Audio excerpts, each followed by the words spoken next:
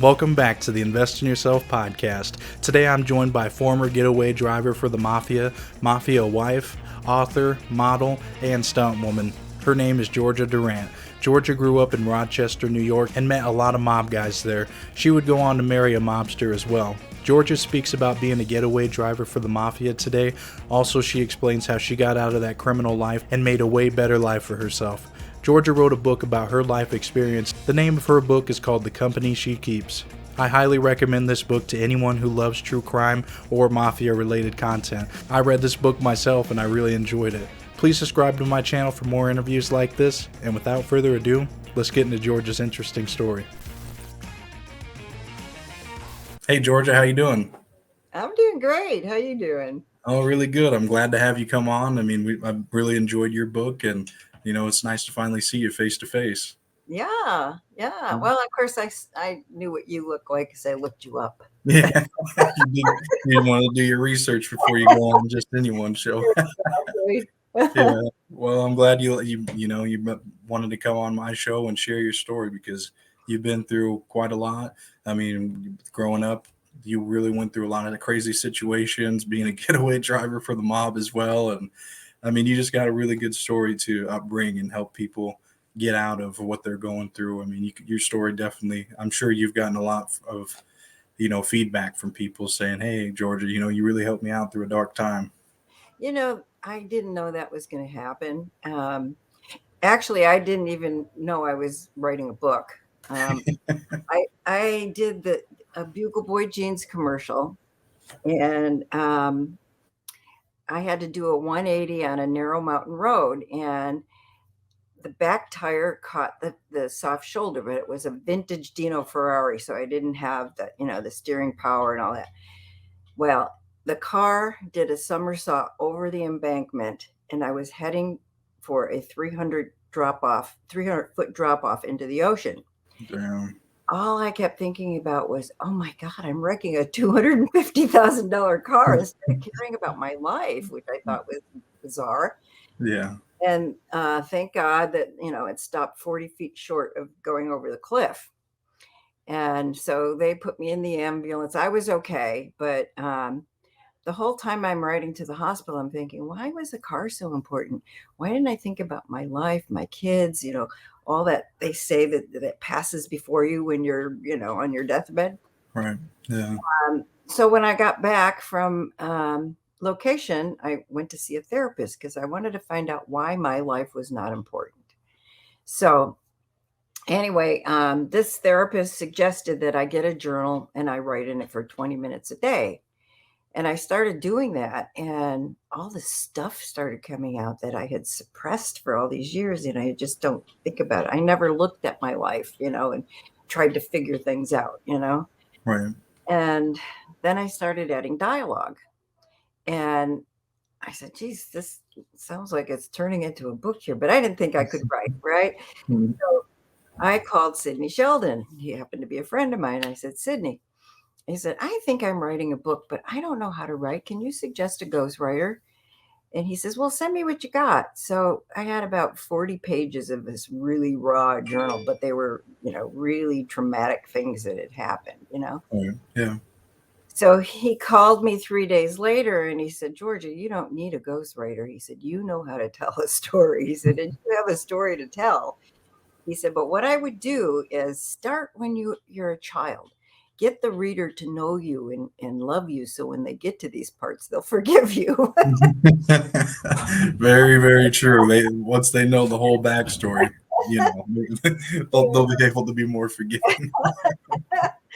But yeah, but I was just gonna say, I mean, yeah, you had lots of involvement with, growing up. Just to give people a little background. I mean, you were around a lot of mob guys and stuff, and that you were around them doing all their crimes and stuff. But also as well, I mean, you grew up pretty poor, right? I mean, what was it like for you growing up? I didn't know I was poor. We were happy. There was lots of love and family and dinner on the table at 5:00. And, we had no idea that we were poor. Well, I mean, that's what's important though, being happy. But yeah, I mean, I'm sure as you grew up, you started to notice things. when I started modeling, I didn't have the wardrobe that, the other girls seemed to have. And, but when I started, making money, then I would, buy nice clothes and feel like I was part of it. Um, but yeah, I didn't know anybody until I was like 17 that wasn't Italian. So everybody was pretty much, yeah. I mean, it was a closed community, it seems like. Well, you open the phone book in Rochester, New York, and everybody's last name ends in a vowel. At least it did then, So Yeah. um, anyway, these guys were not different. It was like they were normal. Yeah. I mean, you'd have the everyday workers and then you'd have the gangsters, the mobsters. Yeah. Who was one of the first prominent guys you met in that life? Well, when I was 12 years old, I was hanging out in the city and I had a girlfriend there, and we went to this restaurant called Skinny's, which was kind of a mob hangout, which we really didn't know them, but there were good looking young guys that wanted to be gangsters that were hanging out there. Right. And did they introduce themselves, I believe, or didn't you? Whoa, well, this is what happened. My girlfriend and I were sitting at the counter. We had a Coke and some French fries, and these two guys approached us and started hitting on us very crudely. And now we're like 12, 13 years old, right? And this guy was sitting in the booth across from us, just watching this whole scene take place. And he gets up and he takes these two guys outside and beats the living heck out of them, and comes back in and introduces himself. And it was Sammy G, who Damn. ended up being the godfather of that area later on. But he was a young, guy working his way up at that time. And but he watched me grow up, and I would get into these clubs when I was like 16, but 18 was the drinking age, but I looked older for my age. But he would see me at the door and he'd nod to the bouncer, let her in, and he just watched out for me as I grew up, and I would see these cops doing shady things, and the gangsters doing nice things for people, like paying somebody's rent because they were going to lose their house or whatever, bringing groceries over to somebody who couldn't afford food. I was seeing the good side of them. And of course, you would walk into a bar and the money was flowing, the drinks were flowing, and my parents were making $100 a week, and they're leaving $100 tips, you know. So that was impressive to like a young 16-year-old girl, right? Yeah, I Um, would imagine so. I mean, because to come from where you came from and seeing, all these guys just flashing money around and stuff, you're like, wow, what's going on here? What are they doing that's so different?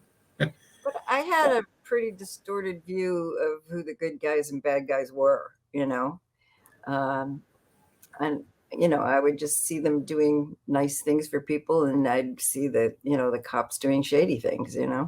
Yeah, so it was definitely like it was very twisted. I mean, because back then there was a lot more corruption and police payoffs and stuff, but it seems like the mob guys they say they took care of their community and stuff. But I mean, for speaking from you, I mean, would you say that is what was happening then?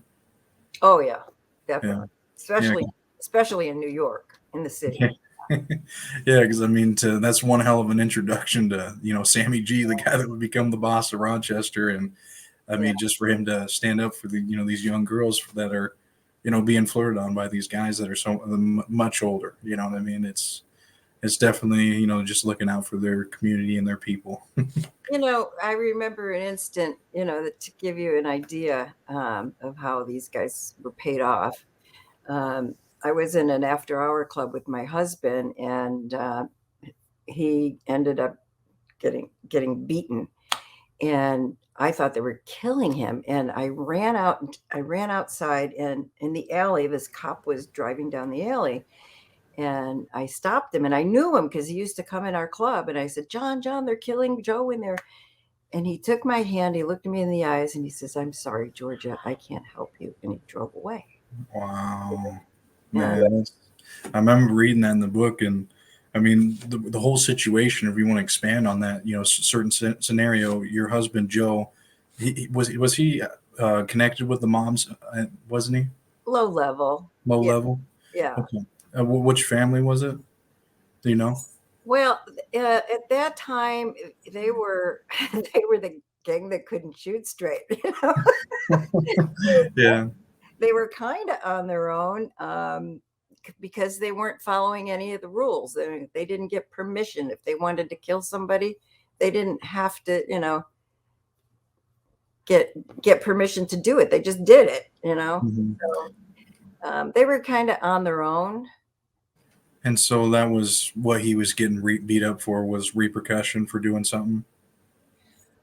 What was it? Well, it was because Sammy had seen bruises on me and knew that he had beat me up, and Um, he was getting back at him for doing that to me.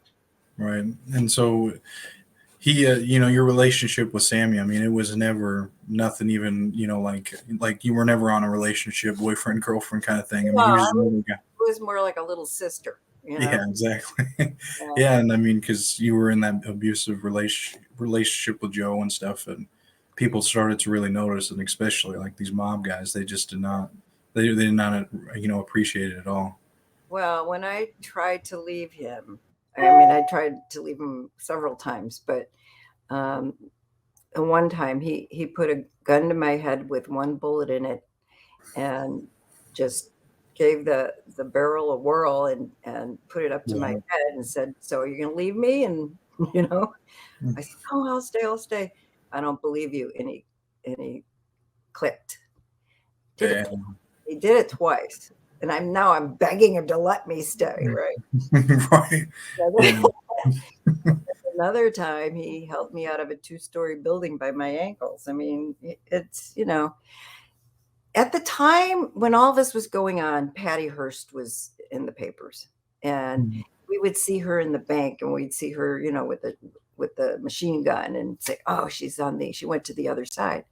But I totally understood what was going on. It's like you relate to your captor because they're allowing you to live, you know? Yeah. I mean, it really made you think. I mean, you wanted to. I mean, you felt like you had no escape. Is what it sounded like when you're in, that relationship with him. There was no way out because he was just so brutal and violent. I mean, he would not just leave you be. There was no that was not an option at all. Now there was another time that I actually got away this time. Went to Las Vegas, and I got a job in the Sahara Hotel as a camera girl. And one of his friends happened to be in the showroom and saw me and knew that he was looking for me. Left the showroom, called him up, told him where I was. And I got off of work that night, and I walked to my car, and he's standing next to my car. And he says, "Get in." Damn.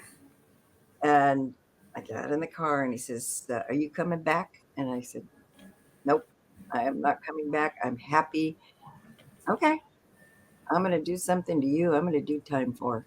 And he starts driving out towards the desert. Now, back in the early 70s, it's not built up like it is today.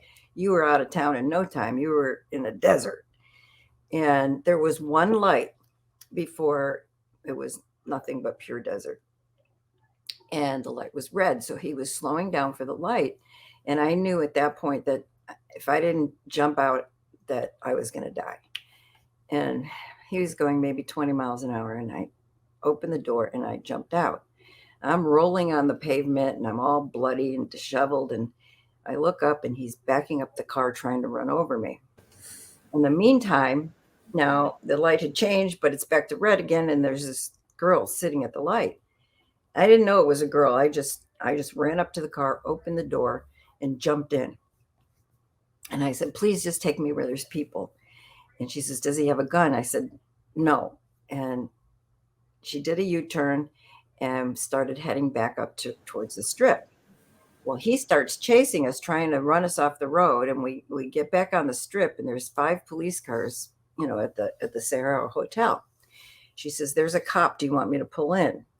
And I knew at that point that she had had the same kind of thing going on in her life, because the rule is you never call the cops, right? Yeah. I said, "Yes, pull over, pull."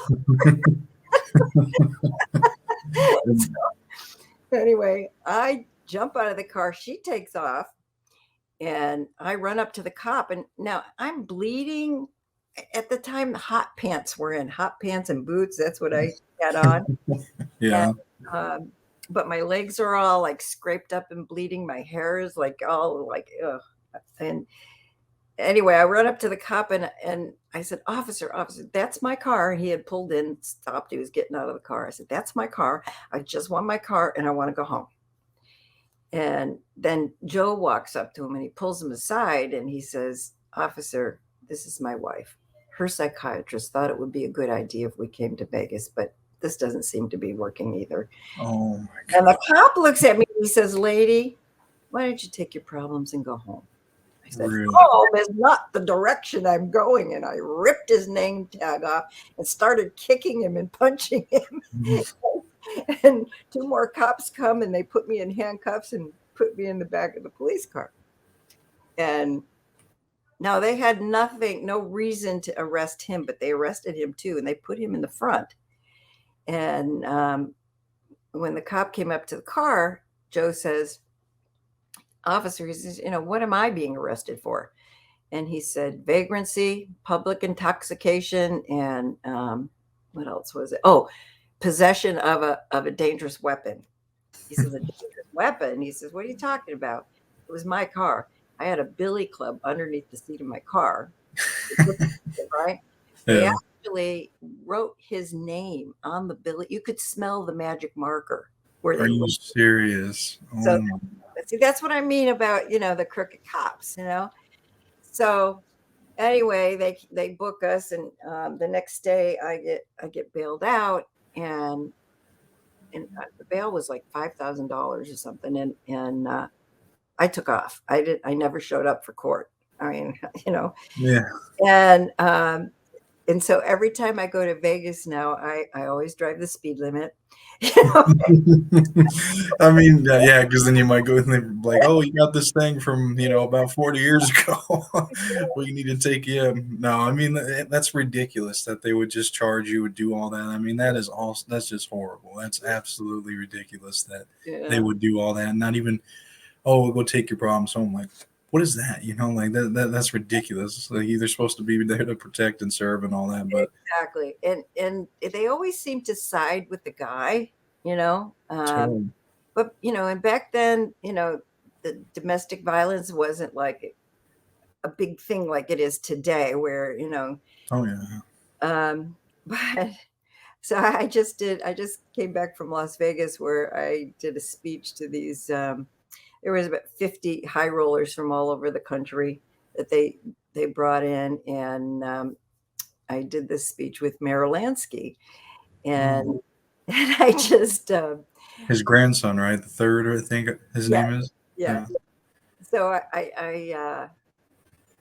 I started out telling the story. I said, "See that door over there? If you see a policeman walking in, they're coming in to cuff me." And then I said, "You want to hear the backstory?" Yeah, yeah, yeah. Yeah, you told them what happened. Yeah, I'm sure they were amazed. I mean, it was just a different time back then. And then, like I said, more corruption. People didn't seem like the officers didn't, like you said, domestic violence and stuff, not a big deal. But now it's a major deal, and it should be because Yeah. that's just crazy. Well, Who? Oh, go ahead. that's the thing that I didn't realize was going to happen. Um, when my book came out, I was like a little scared. Well, people said, "Are you afraid the mob's going to come after you?" And I said, "No, I'm really more afraid of the CIA. The mobs, they're all dead." Yeah, no kidding. Because I mean, But oh, go ahead. I didn't want to interrupt you. no, that's okay.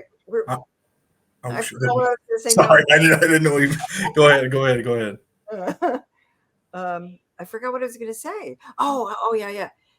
Um, I thought, because this happened, in Vegas back like in 72.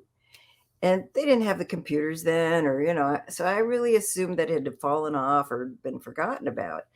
But I adopted a little girl 17 years ago, and they almost didn't let me adopt her because it popped up that there was a warrant out for me. Oh, And I had to show them that section in my book of, I jumped bail because I was trying to save my life, right? mhm. Were they understanding of it? I'm assuming. Well, Yeah, yeah, I they let adopted. you adopt her. Oh, that's cool. I mean, that you're able to use the book as a reference of what happened. Yeah. Who ended up bailing you out? Wasn't it? I can't recall who exactly what it was, but didn't what was it, one of the mom guys or Frankie or something? No, it was Joe. Oh, Joe, he did end up getting you out. he bailed. So he lost the 5,000, you know. Yeah, you took off. I was like, Well, maybe if it hurt you in your pocketbook, then you'll realize what you're doing to me. yeah. Well, you'd mentioned that a lot of these guys that you're not worried about the mob coming after you or anything like that. That I mean, but the thing is, like you met Carlo Gambino. I mean, like you said, a lot of these guys are gone. So, what was your encounter with Carlo? And I mean, that was after you were a getaway driver, right? No, no, no, that was the beginning of it, actually. Oh, okay, okay. Let's hear it. Sammy had I was living in New York City, but I came home for a weekend and I ran into Sammy G, and he asked me to do him a favor. And that favor was delivering a message. And so he gave me the sealed envelope, and I flew back to New York, and I was picked up in this black limousine and driven into Brooklyn. And then I'm escorted into this back room, and there's four guys sitting there. And I'm introduced as Georgie Girl. Well, like about 3 weeks before, there was a shooting in an after-hour club that I was in, and I ended up getting the guy who was shot to the hospital in record time. And we just left his body on the sidewalk and took off, but he lived. And all they talked about was, man, Georgie Girl, can you drive a car? Oh man, they're like we can use that for advantage to us. So when I'm introduced as Georgie Girl, and this one guy raised his eyebrow like he recognized the name, and he had, because that's all he talked about for like weeks, how I drove the car. And so I hand him the envelope, and he opens it, and then all of a sudden his face became very serious, and he said, "You tell Mr. Gingello he's going to have to meet with me in person." And I said, "Hey, I'm just the messenger. I have no idea what's in there, right?" Right. So, Oh my. So he was having a little disagreements with Sammy I, about the money. I still have no idea what was in that letter. I mean, I Mhm. just did what I was supposed to do, got it there. Now I'm being escorted out of the restaurant, and the guy says to me, "The old man really liked you." And I said, "Which old man?" They were all old. Now, mind you, I'm 17. Okay. Right. Yeah. They're all old compared to how old you were back then. And it turned out to be Carlo Gambino. Damn. What And, a trip that is. so they must have thought, if Sammy could trust me with the message like that, which was a big one. And at the time, I'm the most photographed girl in the country. I'm the Kodak girl. All right. Yeah. And my life size image was in every drugstore and camera store all over the world. It's like, who's gonna even suspect somebody like this, right? They knew I could drive, they knew I could be trusted, and I look like the girl next door. Yeah, literally. Yeah, you could. So I mean, you had a good cover initially, is what they were thinking.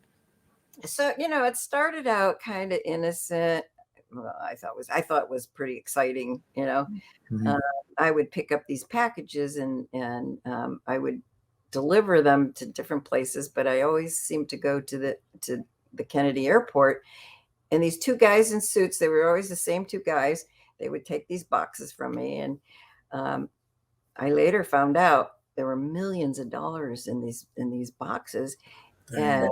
these guys were the CIA, who was laundering the money for the mob in foreign countries. You Wow. know, now I'm getting in deep, right? You are. And one day, I assume what they were doing was they called them pickups, and I assume what they were doing was collecting the vig. These guys that owe money and just getting the interest. And one day they came out with their guns out and flung open the doors, and I heard the sirens in the background. They said, "Step on it," and I got away. And that was probably the worst thing I could have done, because now they wanted to use me all the time to do that. And you don't say no to these guys easily. No way. Anyway, I eventually, a mob war had broken out, and I ended up coming to California. I was running from the FBI. I was running from my husband. I was, I couldn't model, because then they'd know where to find me. Yeah.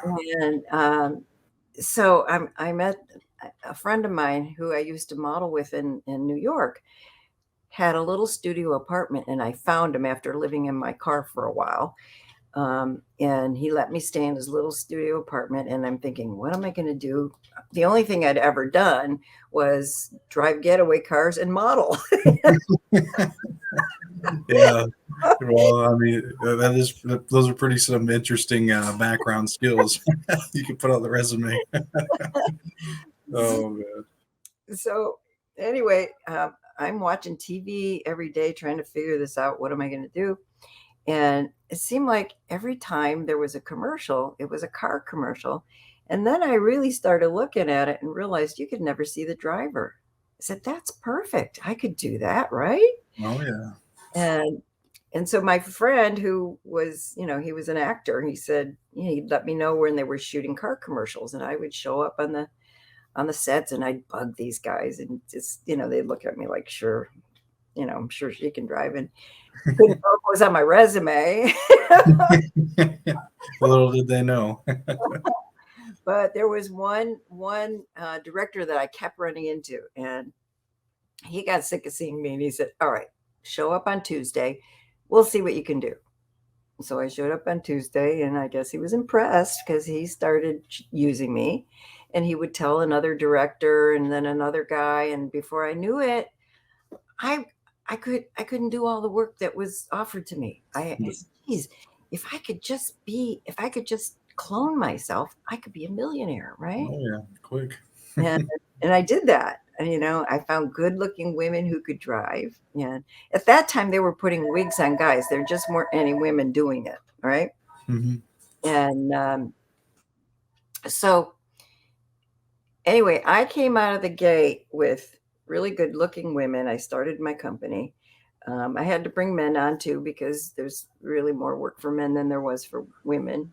And anyway, I came out with people like Bobby Unser Jr., Dara Robinson, who was a great stunt man, who was actually killed doing a stunt shortly after. But the industry took notice, and I went from living in my car to a 5,000 square foot home. Yeah, I mean that's pretty insane, especially like how we were talking about all your background and everything you went through. But I mean, you worked your way up to really building a successful business. Essentially, you had all these people wearing wigs and everything, to match you and stuff. So you Yeah. really built it up and turned it around and got away from all that stuff. So I mean, that's really good. That was a smart move on your point to cover your face, and you could just work, just continue working. Yep. And because it was stunt work, I was paid as if I was an on-camera performer. So I'd get residuals on everything I did, and you never saw my face, which was so perfect. I remember what I was going to say. What I didn't know what was going to happen when my book came out. I was more concentrating on the mob side of it, but all of a sudden I started getting all these emails from women who were saying, you made me see that my life is worth living. And And I would answer everybody, but it got to be so many people that I couldn't do it all. Wow. But I was helping so many women get out of their abusive situations. And what I started doing then was talking to big groups. I would go into prisons and different shelters, and it just took me on a whole different path. Yeah, I mean, it really does. You never know what you're going to fall into, especially what a book like that, what it could bloom into. And Yeah. like I said, that's why these shows, these podcasts, these books. I mean, it's amazing what they can really do for people, and the feedback's amazing. I mean, I can understand you wanting to read every email, but I mean, you only got 24 hours of the day, It, you know. it was overwhelming. It was like maybe 100 a day I was getting, and I'm not a psychiatrist. I can tell you how I did it, but that may not be right for you. Right. Every situation is different. But But yeah, I mean, your experiences definitely can boost their confidence because you're someone that went through it. So that's what makes it different from me saying it, or a therapist or whatever. It's like you went through this, and so yeah, that's why they go to you. yeah. Well, they saw themselves on the pages, and it made them look at their lives, and they saw how I did it, and if I could do it with what I was up against, then, in fact, there was a gal who said she actually worked for a radio station, and I was doing a radio interview. And Hmm. she heard the interview, and the book was there, so she took it home, and she sent me an email and said, she said, explaining, that she worked at this radio station, and she said, you made me see that my life was worth living. She said, I plan to kill myself this weekend. She said, and I read your book and realized that if you could do it, I could do it. And then she signed her name with a small n. Her name was Nicole.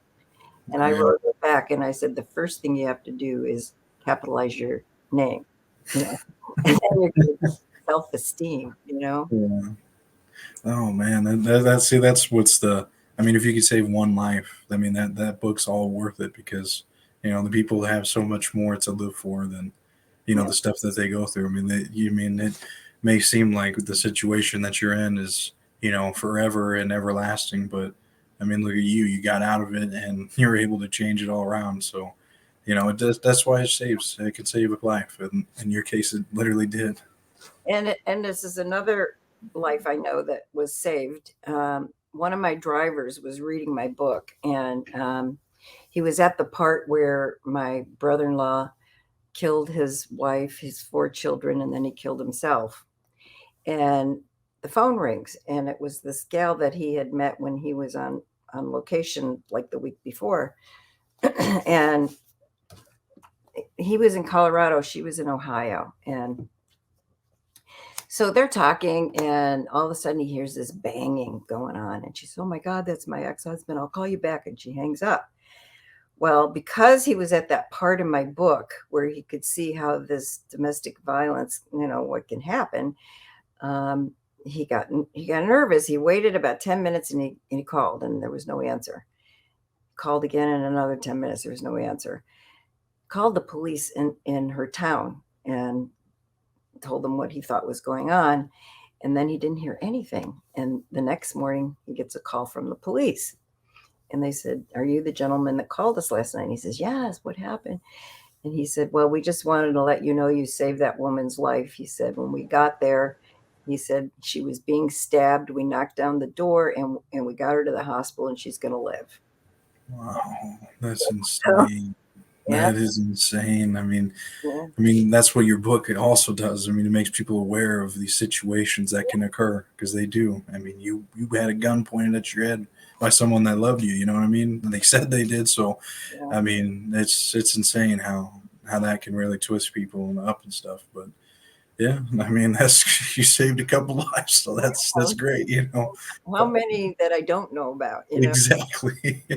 Yeah, that's true. And another guy that was, I think he was a positive figure in your life was Frankie, right? I mean, he was another mob guy, but I mean, What was his last name? What was his full name? Give a little background. What family and stuff he was with. His last name was Conti, Frankie Mm-hmm. Conti. They call him Frankie C. Frankie stayed in my life for 40 years, 40 years. And he came out, like he'd come to visit me 2, 3 times a year, and always at Christmas time. And I had just found my real father and I invited him out for Christmas. So Frankie calls and he says, I'm going to make my reservations. And I said, oh, Frankie, I said, I just met my real father and he's coming out, so I don't have a room for you. He said, all right. He says, I'll go to the Dominican Republic. My buddy's down there. He said, and I'll come after Christmas. I said, okay.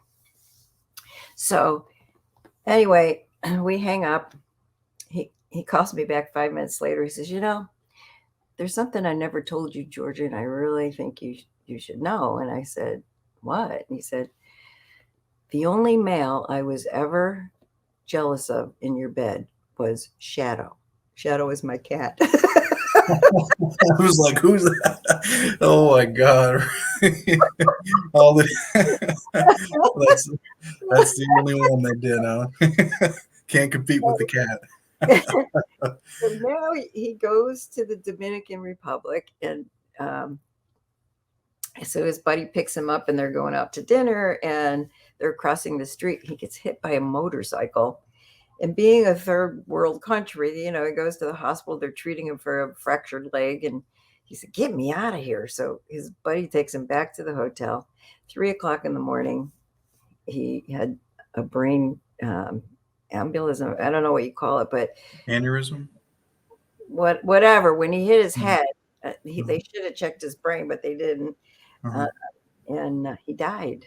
Damn. And but I have to always remember the last words that he said to me. About the cat. Oh man, yeah, and he's someone that you for even from the beginning you had that that connection with him and stuff, but he pushed you away, didn't he? He didn't want that life for you, right? I believe, yeah. So yeah. Yeah, but we were friends for all those years. It wasn't that we just loved each other, but not in a physical way. We just loved each other, and we were always going to be close. Yeah, and that's good to have a long-term, family, friends, and everything like that. Especially, him. He it seemed like he really did genuinely, care. Obviously, he did. Yeah, I know. He came to my daughter's wedding, and I didn't know he was coming, and her father was here too. So both of them were sleeping on my couch. They were like rivals for all these years. So it's very quiet. And all of a sudden, Frankie says to the Tom, he says, Tom, he said, I think Tony could be mine. He said, she does have my eyebrows. Oh my God. Just start a big fight there. Just spark that up. Just spark something up. Oh my gosh, that's funny. And you had even at I remember we talked. You had even at your wedding, you had mob guys and stuff come, and at one of your weddings too, the Rochester associate, Tommy Taylor, he came to your, asking for money, I guess. But what was your relationship with him? Well, it was Joey Turbarelli that wanted the money. Tommy kind of like his sidekick, right? Yeah. But yeah, Joey was Sammy's sidekick. He was Red Rosati's son. So anything he did, nobody was going to punish him for, because he was Rosati's kid, right? Right. So, I mean, he was always doing bizarre things. But once Sammy died, then he really didn't have the protection, and that's why he wanted to go on the lam, and he needed money to do that. So yeah, and I believe Tommy Taylor, he was there with Sammy that night he had got blown up and stuff in the car, and so I mean it's the life is very treacherous, as they always say and stuff. I mean, it's not something people want to get into, because you never know what's going to happen. and Tom Torpy, who was also in the car with Sammy when he got blown up. I met Tom Torpy when I was 13 years old at a club called the 414 Club, and he was the bouncer there. And he would always, he knew I was underage, but he'd let me in, and he loved to fight. He loved to fight, and got in a fight with this guy, and it went out into the sidewalk, and I was out there. I watched him bite a guy's ear off. Damn. 13 years old, and then he spit it out, and then that was my introduction to that world. Yeah, the very dark world of that. Yeah, that is very dark to see, going. I mean, even going into a club at 13, is something different as well. Yeah. But I mean, it's, people grow up in these kind of environments and stuff, and that's what they see. So that's what they get into. So, you're glad you were able to rise above all that and make something for yourself. A lot of people needing to, hear these kind of stories. Yeah, my friends now are, a lot of celebrities, people that I've worked with over the years, that, they became friends. Dom DeLuise and Hugh O'Brien and Buddy Hackett, and all of them are dead now. I mean, it's like I look at pictures, there may be 9 people in the picture and only 2 left standing. Yeah. It's life is a trip, man. How everything goes. I mean, it seems like every year it goes faster and faster. And then, I mean, especially when you're living fast and that kind of life and that lifestyle, a lot of people get taken out early, either by, death, someone, natural causes or whatever it may be, or just drugs, someone getting shot. Natural causes, a knife stuck in his back. Yeah. Yeah, I know. Well, so what about now? I mean, what do you? How is your life now? I mean, to close on this, what is? I did a podcast called Wheel Woman. Did you hear it? Did I tell you? you? Yeah, you told me about it. From that, Sony Pictures heard it, and they optioned it for a Netflix series. Damn. Yeah, so now we're just waiting for the writers, to go back to work so we can get going on it. So I'm on as executive producer, and I'm going to be a lot busier. Right now, my house is my income. I do events here. I do weddings here. I do Airbnb. I do filming. So my house is my business right now. Yeah. Yeah, and if your people can go look at it at Enchanted Manor Events, Okay. and they can see what I do and why it keeps me so busy. And but once we get going on the movie, I'm going to be spending a lot of time on set, and I'm not going to be able to pay. I can't be in 2 places at one time. So No. Did they say where they're going to shoot it at, or any locations or anything yet? Oh no, we haven't gotten that far because we've got to have it written.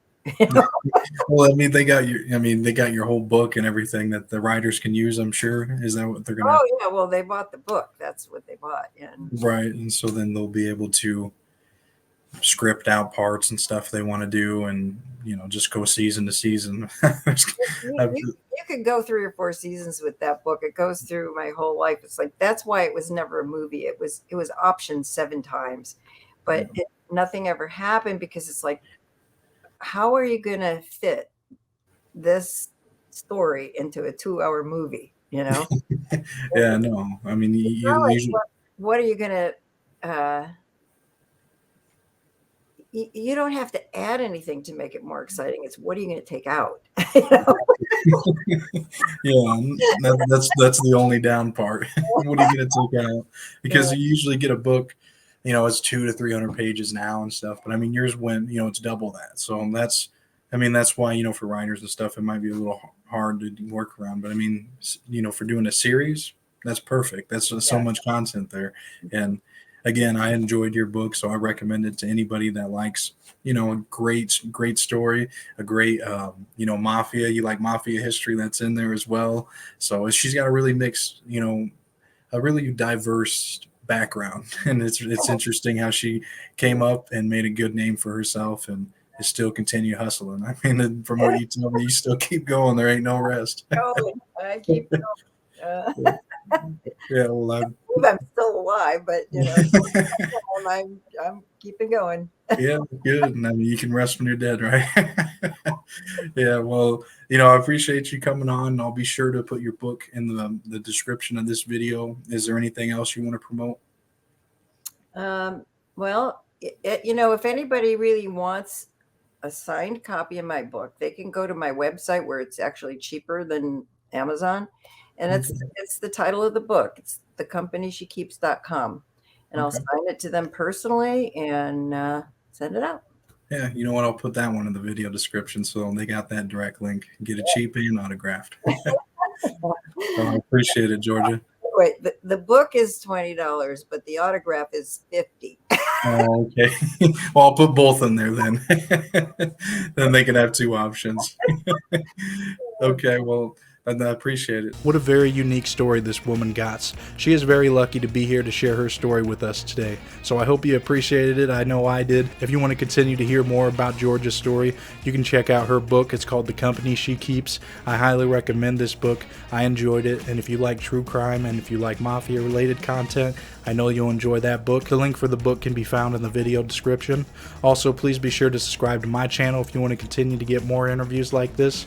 Also, please share this video with anyone that you think will enjoy this type of content. Please be sure to comment as well if you have any key takeaways that you got from today's video. At the end of this video, a playlist will pop up of all my other mafia-related interviews I've done in the past. And the last thing that I'll bring up is my other podcast. I co-host that podcast with former Colombo mobster Salvatore Polisi. And I know if you enjoyed this interview today, I know you'll enjoy that one. That podcast can be found on this same YouTube channel, so please check that out and see all the previous videos we've done in the past. We've got a lot of interesting content on there. Thank you again so much for watching, and of course, we'll see you on the next one.